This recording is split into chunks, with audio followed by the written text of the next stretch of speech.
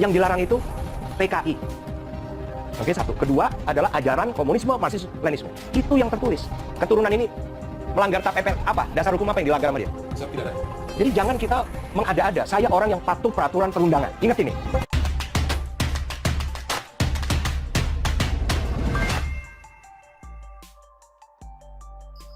Panglima TNI Andika menghapus kekejaman politik yang mendarah daging. Ditulis oleh Ca Anton dari siwar.com. Beberapa waktu lalu saya melihat sebuah banner dengan tulisan yang berisi doa untuk mengutuk orang yang buang sampah di situ dengan kemiskinan 7 turunan. Meskipun saya jengkel dengan orang yang suka buang sampah sembarangan, tetapi saya sangat sedih membaca banner tersebut. Ada kebencian yang membutakan akal sehat di situ. Kebencian yang menghadirkan iblis. Kita bisa bayangkan orang tuanya yang melakukan kesalahan, anaknya yang gak tahu apa-apa, bahkan belum lahir sudah didoain miskin. Seperti yang kita ketahui bersama, anak lahir di dunia ini tidak pernah ditawari untuk lahir di keluarga yang seperti apa. Tidak ada perjanjian dengan Sang Pencipta. Tidak mendapatkan bekal apa-apa, telanjang dan isi kepala masih suci. Anak mendapatkan pengetahuan dari lingkungannya, terutama dari orang tuanya. Bahkan kalau kita mau melihat sejarah, manusia itu pemikirannya berevolusi karena mempelajari sejarah sebelumnya. Dengan mempelajari sejarah sebelumnya, manusia menyempurnakan berbagai penemuan. Handphone dari waktu ke waktu pun semakin canggih. Itu semua berkat manusia mempelajari sejarah dan penemuan sebelumnya. Orang tua memang memberi bekal ilmu, bagaimana berkomunikasi, dengan bahasa lingkungannya dan lain sebagainya. Memang orang tua akan berpengaruh besar, tetapi lingkungan bermain dan menempuh pendidikan akan lebih besar menarik perhatiannya. Hal itu yang membuat tak jarang pola pikir orang tua dan anak bisa berbeda. Dan otomatis sudut pandang pun berbeda dalam menilai sesuatu. Oleh sebab itu saya sangat kagum dengan Panglima TNI Andika atas keputusannya memperbolehkan anak-anak yang orang tuanya dulu dicap PKI untuk menjadi TNI. Hal itu seperti melepas belenggu kutukan anak-anak yang tidak berdaya karena terlahir dari rahim keluarga yang dianggap paling berdosa dalam sejarah negeri ini, yaitu PKI. Ideologi itu berawal dari sebuah pemikiran. Pemikiran itu akan terkoreksi oleh relevansi zaman. Pemikiran akan bertahan selagi bisa seiring jalan dengan peradaban nilai-nilai kemanusiaan. Itu semua karena akal budi yang sudah diberikan sebagai bekal kehidupan setiap manusia. Ideologi yang menggunakan cara doktrin memang membuat orang buta mata hatinya. Doktrin yang berpotensi menimbulkan benci. Jika sudah benci, akal sehat akan sulit digunakan. Sama seperti orang yang membuat banner mendoakan miskin 7 turunan. Belum lahir tapi sudah menerima kutuk. Begitu juga dengan anak-anak dari orang yang dicap PKI. Belum lahir sudah dikutuk, hingga PKI sudah gak ada pun tetap dikutuk menjadi momok di negeri ini. Terlepas ada pro dan kontra, itulah pendapat saya.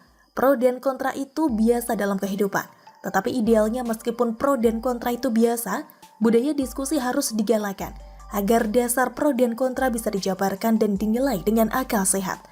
Kutukan PKI yang diterima anak-anak yang terlahir dari rahim ibu yang sudah dicap PKI itu adalah akibat pernyataan monolog masa lalu, penghakiman sepihak tanpa peradilan.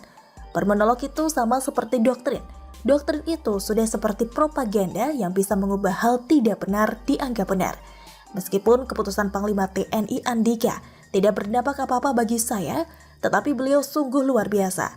Yang paling penting itu dalam seleksi, bukan soal dia anak siapa. Siapapun yang berideologi Pancasila, itulah yang layak jadi TNI. Sebab TNI itu menjaga NKRI yang berideologi Pancasila, ideologi yang mempersatukan tanpa pandang suku hingga agamanya apa. Jika negara kita tidak ingin ketinggalan, sebaiknya selalu memikirkan sebuah relevansi. Tak hanya dalam rekrut anggota TNI, tetapi dalam berpolitik pun harus dibudayakan begitu. Contoh kecilnya adalah memilih pemimpin daerah hingga presiden. Sebenarnya gak relevan kalau ada sentimen sara. Sebab karena sentimen sara bisa mengaburkan nilai-nilai dari kualitas yang dibutuhkan seorang pemimpin. Sentimen sara membuat nilai-nilai kebangsaan akan terkikis. Rasa persatuan akan terkikis. Jika sudah begitu, orang-orang yang berkepentingan dengan mudah menekan kebijakan dengan unjuk gigi lewat sentimen sara. Negara lain yang tidak ingin Indonesia maju pun dengan gampang membuat negara tidak kondusif. Dengan sekedar menyiapkan logistik, kerusuhan dengan sentimen sara pun dengan begitu mudah untuk dipantik. Kalau kutukan PKI sudah dicabut oleh Panglima TNI, kutukan minoritas bisa menjadi pemimpin, tidak akan ada yang bisa mencabutnya. Hal itu bisa dicabut dengan sendirinya jika seluruh rakyat Indonesia sudah memandang manusia tanpa embel-embel sara, memandang manusia sebagai sesama manusia dan sesama anak bangsa yang memiliki hak dan kewajiban yang sama. Udah itu aja. Cak Anton, bagaimana menurut Anda?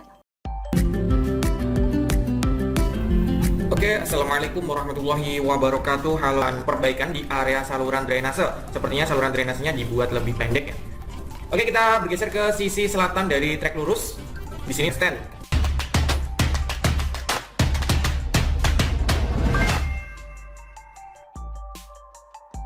Apakah Formula E makin ruwet? Terus kita diminta kasih solusi? Ditulis oleh Widodo SP dari siwar.com. Ada titipan pesan yang terdengar sok bijak disampaikan oleh Bambang Kusumanto selaku Ketua Fraksi PAN DPRD DKI Jakarta yang ditujukan bagi para pengkritik ajang Formula E yang menjadi program andalan sekaligus pertaruhan final menjelang usainya jabatan Gubernur Anies. Begini kata beliau, "Semangat saya itu adalah mencari solusi saja, jangan cuma mengkritik. Kritik itu paling gampang lah menurut saya." Masih dalam rangkaian pernyataan yang sama, Bambang lantas berkata, "Tolong pesanin sama yang lain, jangan cuma mengkritik doang, tapi cari solusi dong. Formula untuk tujuan yang mulia lah, untuk mendorong perekonomian yang selama ini terkena imbas pandemi. Kalau terjadi kecurangan, ada korupsi, itu kami yakin akan terbongkar, karena KPK juga tidak akan tinggal diam." Ada benarnya juga sih omongan Mas Bambang ini, tapi cuma sedikit saja. Jujur saja sebenarnya kalau dia rajin mengikuti ulasan-ulasan khas penulis Siwar sejak Anies memimpin DKI Jakarta, ada banyak kritikan plus solusi yang disampaikan lewat tulisan-tulisan ini. Tak terkecuali Formula E yang bagi saya pribadi, ulasan yang saya sampaikan mungkin sudah tembus 10.000 kata kalau dihitung per artikel yang pernah tayang di laman kebanggaan kita bersama ini. Begini loh, sebenarnya gak ada yang salah dengan event Formula E ini.